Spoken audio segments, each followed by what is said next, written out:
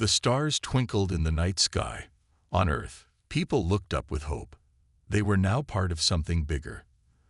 The Galactic Council had invited humans to join them. It was a dream come true for many. John Smith, a normal man with a wife and 2 kids, watched the news.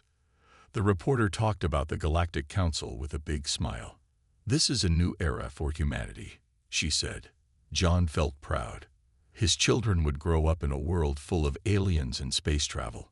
But far away, in a big room on a distant planet, some aliens were not happy. They did not like humans. These aliens were part of the Galactic Council too.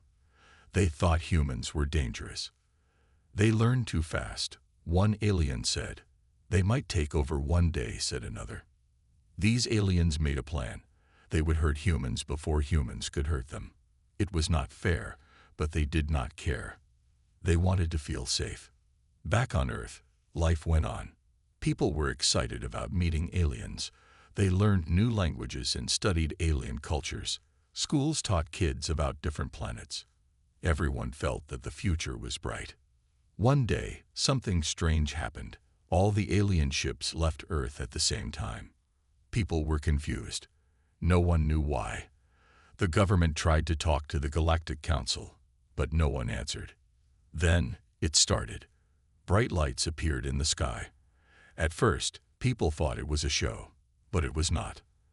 The lights were weapons.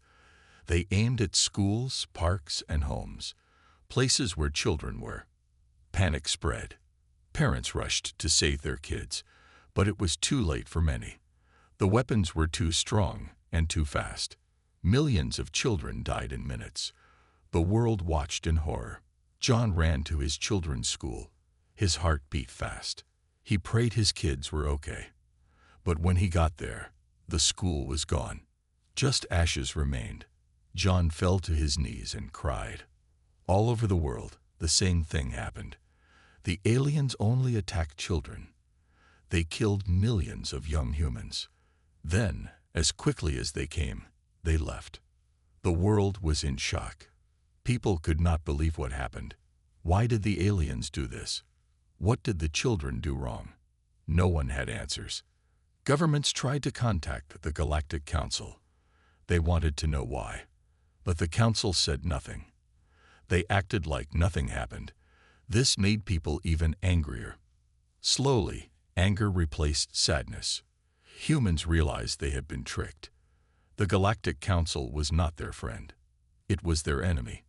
People wanted revenge. Leaders from all countries met. They talked about what to do. Some wanted to ask the council for peace. Others wanted war.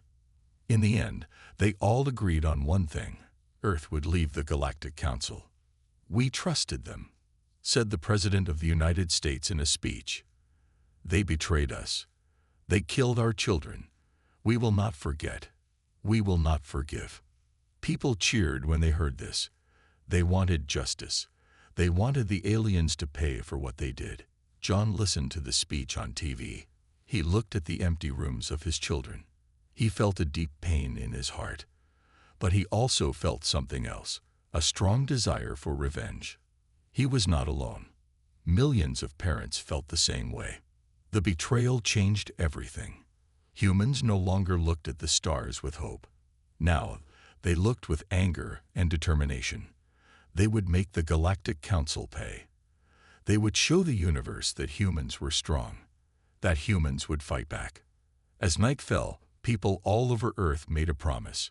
They would remember the children they lost, and they would make sure it never happened again. The aliens thought they had weakened humanity, but they had only made it stronger. The fight for revenge had just begun. The sun rose on a changed Earth. The world was quiet. No children laughed in parks. No school bells rang. The attack left a deep wound on humanity.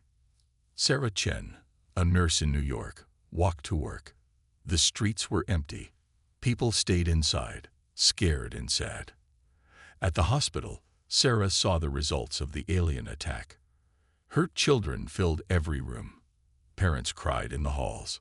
"We need more help," a doctor told Sarah. She nodded and got to work. As she helped a small boy, Sarah thought about her own daughter. She was safe at home. Sarah felt lucky, but also guilty. All over the world, people tried to understand what happened. TV shows talked about nothing else. Radio hosts asked why the aliens did this. No one had good answers. In London, Prime Minister James Wilson called an emergency meeting. Leaders from all countries joined by video. They all looked tired and angry. "We must respond," said the Russian president. "We cannot let them get away with this." "But how?" asked the Indian Prime Minister. "We don't have their technology." They argued for hours. Some wanted war. Others wanted to hide and protect what was left. In the end, they agreed on one thing: Earth needed to get stronger. Meanwhile, people dealt with their pain in different ways. Some got angry. They broke things and shouted at the sky. Others got quiet. They sat at home, too sad to move. John Smith, who lost his kids, joined a support group. He met other parents who lost children. They cried together and shared stories. It helped a little, but the pain was still deep. "We need to do something," said Maria, another parent in the group. "We can't just sit here." John nodded. He felt the same way. They decided to start a group to help survivors. They called it Stars for Our Children. Soon, the group grew big. People all over the world joined. As days passed, the first shock wore off. People started to think about the future. What would happen next?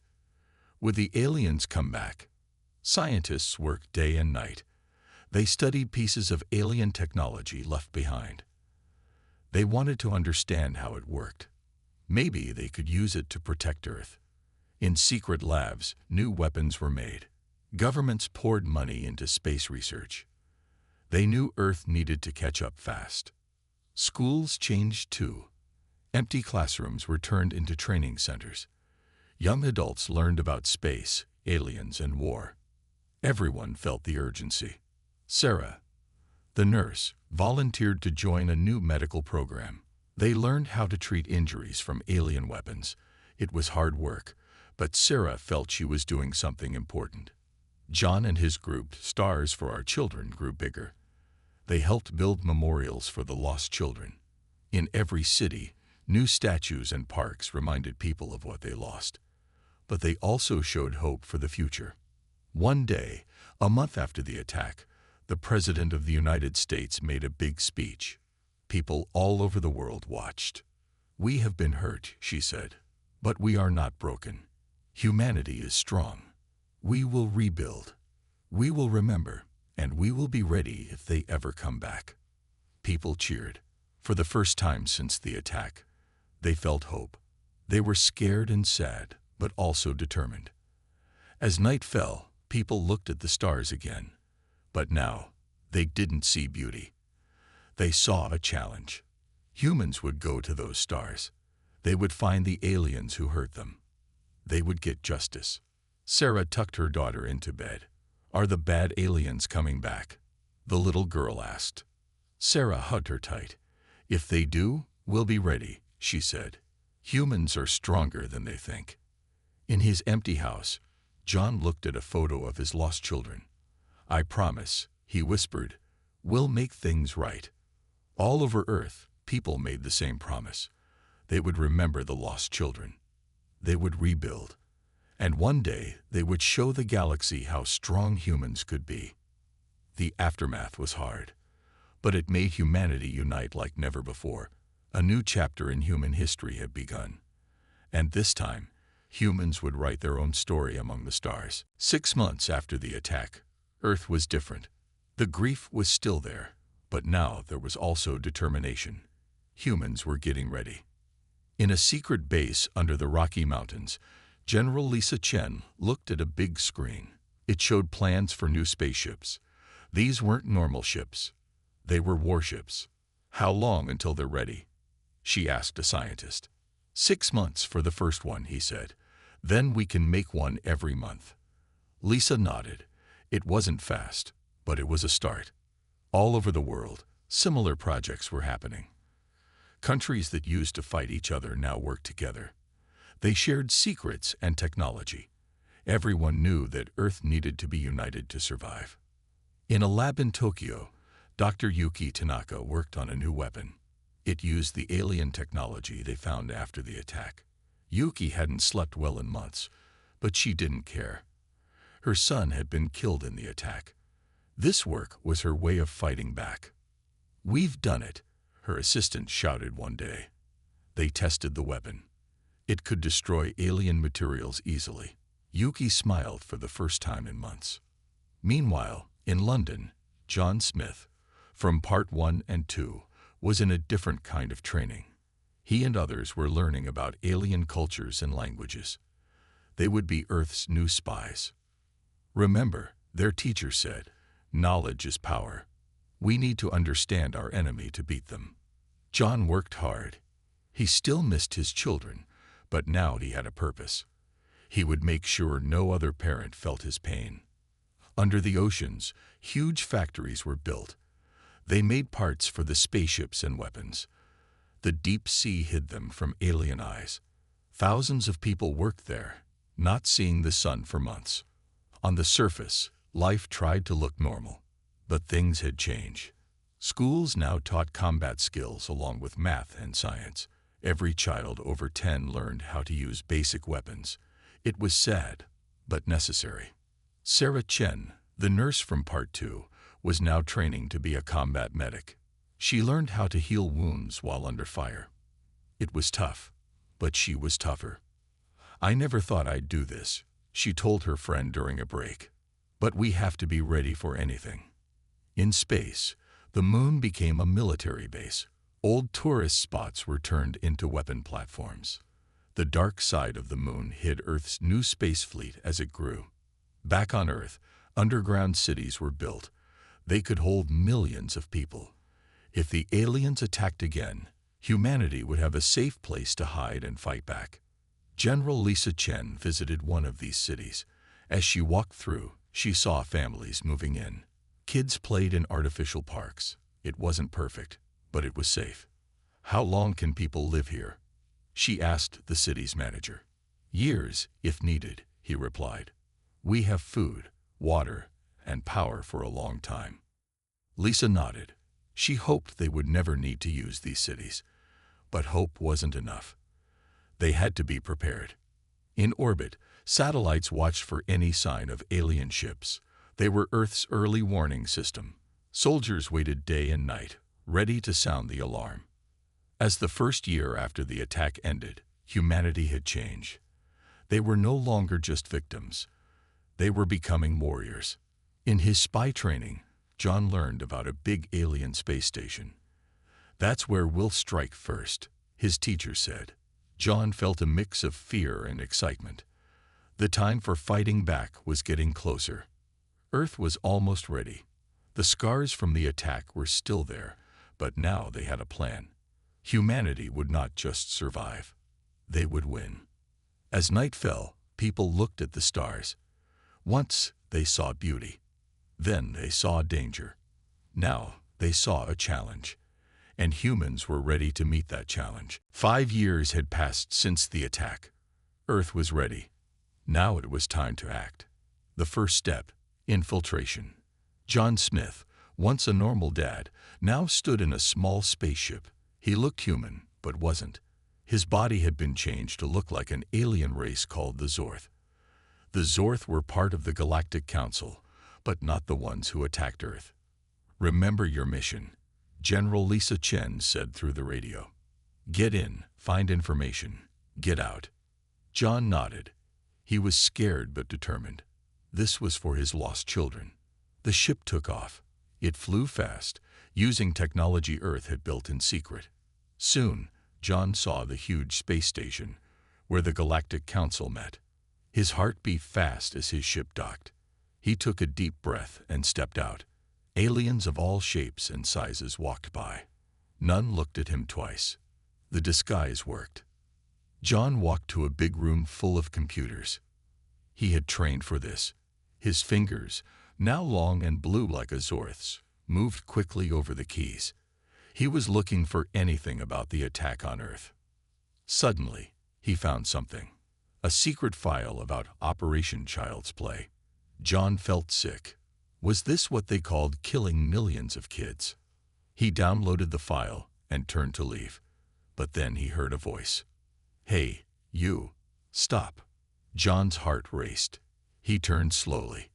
A big red alien stood there, looking angry. "What are you doing here?" the alien asked. John's mind raced. Then he remembered his training. "Sorry," he said in the Zorf language. "I'm new. I got lost." The alien looked at him for a long moment. Then it laughed. "Newbies," it said. "Always getting lost. Come on, I'll show you out." John breathed a sigh of relief.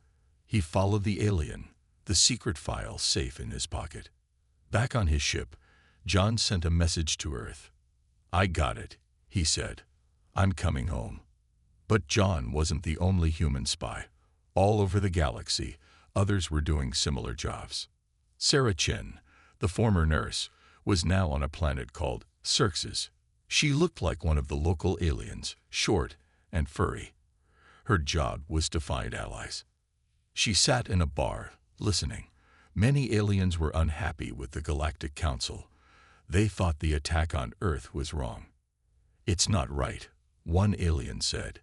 "Humans didn't do anything wrong." Sarah smiled.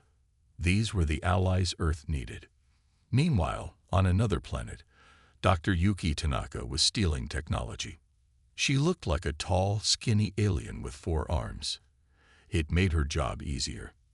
In a big lab, Yuki found what she was looking for, a new kind of engine that could make ships go faster than light. She quickly took pictures with a hidden camera. As she was about to leave, an alarm went off. Yuki's heart jumped. Had she been caught? But then she heard voices. "Fire in Sector 7. Someone shouted. Yuki smiled. It wasn't her. It was a distraction set up by another human spy. She quickly left the lab, the valuable information safe. Back on Earth, General Lisa Chen looked at a big map. It showed where all the human spies were. Hundreds of little lights blinked across the galaxy. "We're doing it," she said to herself. "We're fighting back." Just then, a message came in. It was from John. Lisa read it and gasped. The file he found had names. Names of the aliens who planned the attack on Earth. For the first time in years, Lisa felt real hope. They had what they needed. Now they could plan their revenge. As night fell on Earth, people looked at the stars. They didn't know about the brave humans out there, fighting in secret.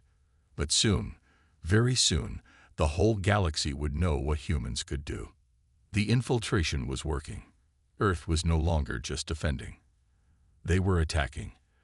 And the Galactic Council had no idea what was coming. The day had come.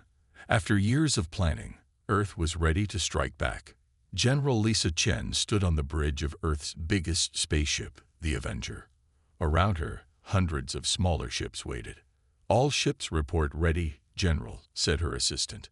Lisa took a deep breath. "Then let's begin. For Earth and our children." The fleet moved silently through space. Their target, a key Galactic Council outpost on a moon called Xar 7. It was an important base, full of weapons and ships. John Smith, now a top spy, had given them all the information they needed. He stood next to Lisa now, his face serious. "Remember," he said, "they won't expect us. We have surprise on our side." As they got closer to Xar 7, tension grew. Would their plan work? Had they trained enough? Suddenly, alarms blared on the alien base. They had been spotted. "All ships, attack now," Lisa shouted. The human fleet sprang into action. Lasers lit up the dark space. Explosions bloomed like fiery flowers. The aliens were caught off guard. Their ships scrambled to take off, but many were destroyed before they could leave the ground. On one of the smaller ships, Sarah Chen piloted with skill. She dodged enemy fire and took out 3 alien ships in quick succession. "Yahoo!" she yelled. All those hours in the simulator had paid off. Meanwhile, Dr. Yuki Tanaka led a team onto the moon's surface. They wore special suits that let them breathe and move in the low gravity. "Our goal is their command center," Yuki reminded her team. "We need that data." They fought their way through confused alien soldiers. The new weapons Earth had developed worked perfectly. Alien armor melted under their fire. In space, the battle raged on. The human ships were faster and more agile than the aliens expected. Years of reverse engineering alien tech had given Earth an edge. Lisa watched the battle unfold on her screens. They were winning, but at a cost. Several human ships had been destroyed. "Keep pushing," she ordered. "We can't stop now." On the moon, Yuki and her team reached the command center. Alien leaders were trying to escape in a small ship. "Oh no, you don't," Yuki muttered. She fired her weapon, disabling the ship's engines. Inside the command center, Yuki found what they came for: a complete database of Galactic Council plans and secrets. "We got it," she radioed to Lisa. Mission accomplished. Back in space, the last alien ships were retreating or surrendering. The moon base was in human hands. Lisa allowed herself a small smile. "Send the message," she told her communications officer. Across the galaxy, on every Galactic Council channel, a message played. "This is Earth. You killed our children. You thought we were weak. You were wrong. This is just the beginning. We're coming for you." The message ended with the sounds of children laughing. It sent chills through every alien who heard it. As the human fleet secured their new base, Lisa looked out at the stars. This was a big win, but the war had just started. "What's our next move?" John asked her. "We build on this victory," Lisa said. "We show the galaxy that humans are a force to be reckoned with." As news of the battle spread, reactions varied across the galaxy. Some aliens were scared, others were impressed, and some started to think that maybe they had chosen the wrong side. On Earth, people celebrated their first victory. It wasn't just revenge, it was hope. Hope that they could take their place in the galaxy and ensure their children would be safe. The first strike was successful. Humanity had shown its strength, and this was just the beginning. 3 years had passed since Earth's first strike. Now, the galaxy was at war. Humans fought the Galactic Council on many fronts. Some aliens joined Earth's side, seeing humans as brave fighters against the Council's tyranny. General Lisa Chen stood on the bridge of the Avenger, now the flagship of a huge fleet. She looked at a map of the galaxy, filled with blinking lights showing battles. "Status report," she ordered. Her assistant, a young officer named Mike, spoke up. "We've taken 3 more Council planets in the Orient sector, but we've lost ground in the Cygnus Arm." Lisa nodded. Wins and losses. That was war. Meanwhile, on a distant planet called Zeta 9, John Smith led a group of human and alien rebels. They were planning to attack a Council weapons factory. "Remember," John told his team, "we go in quiet, plant the bombs, and get out." The team moved through the alien city, using the shadows for cover. Years of fighting had made them experts at stealth. Suddenly, an alarm blared. They'd been spotted. "Change of plans," John yelled. "Go loud." The rebels charged the factory, guns blazing. John's weapon, designed by Dr. Yuki Tanaka, cut through alien defenses like they were paper. Back in space, Sarah Chen piloted her ship through an asteroid field. Behind her, Council ships gave chase. "Come on, you alien jerks," she muttered. "Follow me in." Sarah's ship danced between the asteroids. 2 Council ships crashed trying to follow her. The rest gave up the chase. Sarah grinned. Another day, another victory. On Earth, life had changed. Cities were now protected by energy shields. Kids played humans vs. aliens in the streets. Everyone knew someone fighting in the war. Dr. Yuki Tanaka worked in her lab, studying a new alien weapon they'd captured. If she could understand it, maybe she could make something even better for Earth's forces. "Eureka!" she suddenly shouted.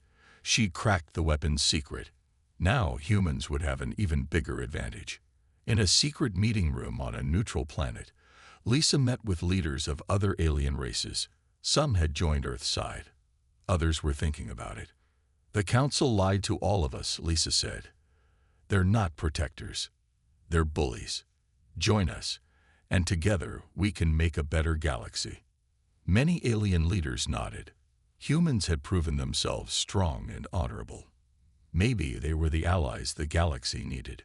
Back on the front lines, John's team successfully blew up the weapons factory. As they escaped in their ship, John looked back at the explosion. "That's for my kids," he said quietly. The war had been hard. Earth had lost many brave soldiers, but they'd also won many battles. The Council was on the defensive now. In her ship, Sarah got a message from Lisa. "New mission," it said. "We're taking the fight to the Council's homeworld." Sarah's heart raced. This could be the final battle. On Earth, people gathered to watch the news. A reporter stood in front of a big screen showing the war's progress. "Today marks the 1000th day of the war," she said. "But sources say a big operation is coming, one that could end this conflict." In homes across the planet, people held their breath. Could it be true? Could the war really be ending? As the human fleet gathered for the biggest battle yet, Lisa looked out at her ships. They'd come so far. From victims to warriors, from prey to predators. "Send the message to all ships," she said to Mike. Across the fleet, every soldier heard Lisa's voice. "This is it. The final push. Remember why we fight. For our lost children. For our future. For humanity. Let's end this war and take our place in the galaxy." A cheer went up across the fleet. The final battle was about to begin. And humanity was ready to win. The final battle had begun. Earth's fleet, along with their alien allies, surrounded the Galactic Council's homeworld. It was a beautiful planet with 3 moons, but today it would be a battlefield. General Lisa Chen stood on the bridge of the Avenger. "All ships, attack formation," she ordered. The space around the planet lit up with laser fire. Council ships rushed to defend their world, but Earth was ready. John Smith led a team of special forces. Their job was to sneak onto the planet and capture the Council leaders. As their small ship dodged the battle, John thought of his lost children. "This is for you," he whispered. On another ship, Sarah Chen piloted a squadron of fighters. "Red Team, follow me," she said. "We're going for their main defense station." Sarah's squad weaved through enemy fire. Years of war had made them the best pilots in the galaxy. One by one, the Council's defense stations fell.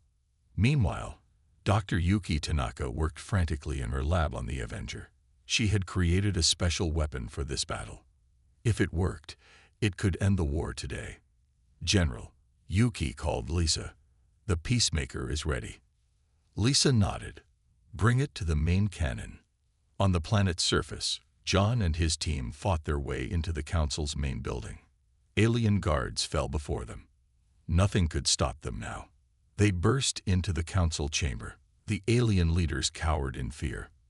"In the name of Earth and all your victims, you're under arrest," John declared. Back in space, the battle raged on. Earth was winning, but at a cost. Many good ships and brave people had been lost. "We need to end this now," Lisa said. "Prepare the Peacemaker." The Avenger's main cannon began to glow. Energy gathered at its tip. "What's happening?" A Council leader asked John, fear in his voice. John smiled grimly. "Justice." The Peacemaker fired. A beam of bright light shot towards the planet. But instead of destruction, it spread a wave of energy that disabled every weapon, both on the planet and in space. Suddenly, the battle fell silent. No ship could fire. No weapon could hurt. Lisa's voice boomed across all channels. "People of the galaxy, hear me. The war is over. The Council's reign of terror ends today. We offer peace to all who will join us in building a better future." On the planet, John brought the Council leaders out in chains. As they walked, people of all alien races watched. Some cheered. others looked confused. One young alien child approached John. "Are you going to hurt us like they hurt you?" she asked. John knelt down. "No, little one.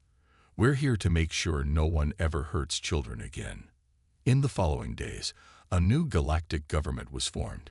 Earth and its allies took charge, but they promised fairness for all races. The council leaders were put on trial. The galaxy watched as their crimes were laid bare. Justice was served, not with violence, but with truth and law. On Earth, people celebrated. The war was over. They had won, but the cost had been high. In a quiet ceremony, Lisa, John, Sarah, and Yuki stood before a new monument. It showed a human child holding hands with alien children. The inscription read, "To the lost children of Earth, and to a future of peace for all children of the galaxy." As the sun set on this new era, Lisa looked up at the stars.